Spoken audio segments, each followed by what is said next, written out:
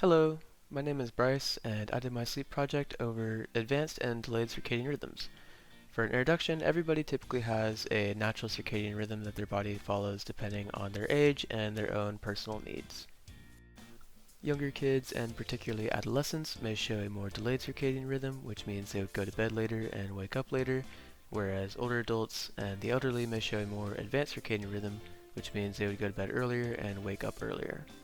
I decided to research this topic of delayed and advanced circadian rhythm while reading through a finished study on secondary school students and their sleep habits and how that would correlate with school burnout. The researchers did not find any connection between circadian rhythm and school burnout, but reading through this study did make me curious about how circadian rhythm may affect other things, such as time spent awake after going to bed, total sleep time, reaction time, mood, and so on.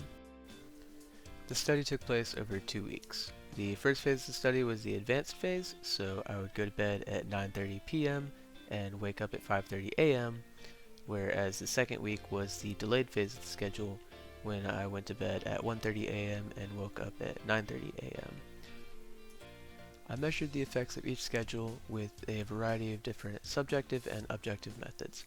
I filled out a sleep diary throughout the entire study, which consisted of questions like how long did it take to fall asleep, how many times did I wake up, and how long during each night was I awake. I measured feelings of sleepiness using the Karolinska sleepiness scale, with a 1 ranging from very alert. In the middle you have a 5, which is pretty neutral, and at the extreme end is a 9, which is extremely sleepy or on the verge of falling asleep, and this is what I use to measure my sleepiness.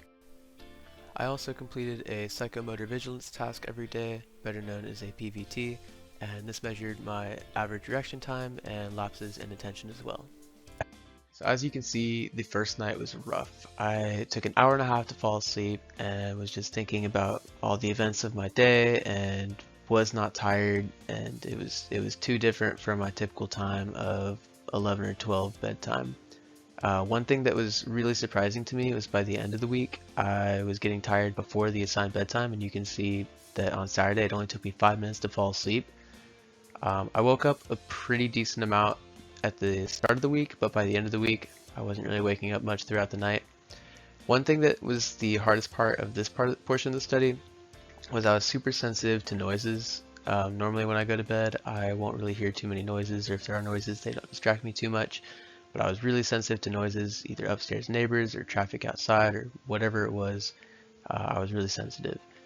Another thing was that as a college student, this 9:30 to 5:30 schedule was really difficult to maintain just because of social pressures, extracurricular organizations, and so on. Friends hanging out. There was all sorts of things going on late at night that I had to skip out on for this week because I had to stick to the study.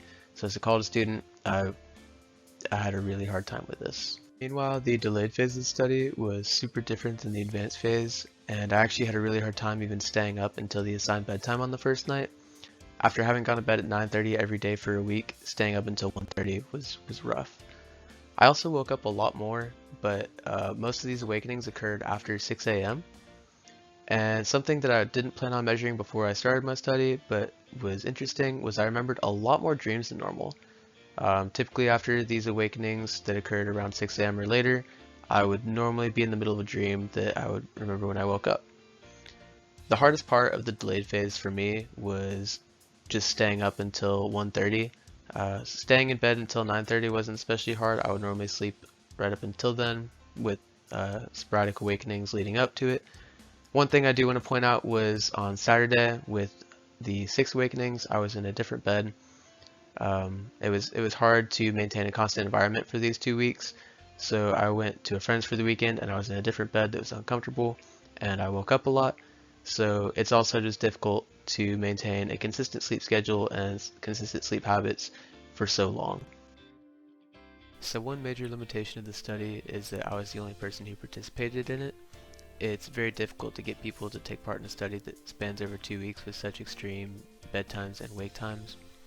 Another big limitation is that I didn't really have much of a baseline to compare data to, so that's something that I would change in the future. But overall, some big takeaways for me was that it was difficult to have such extreme changes to sleep schedules, in such a short amount of time.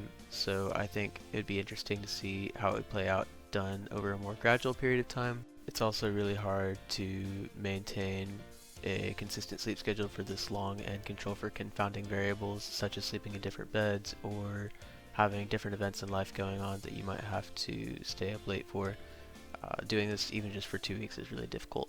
So that's something to keep in mind if you ever do a sleep study of your own or try to have your own consistent sleep schedule. Anyways, that's about it, and thank you so much for watching.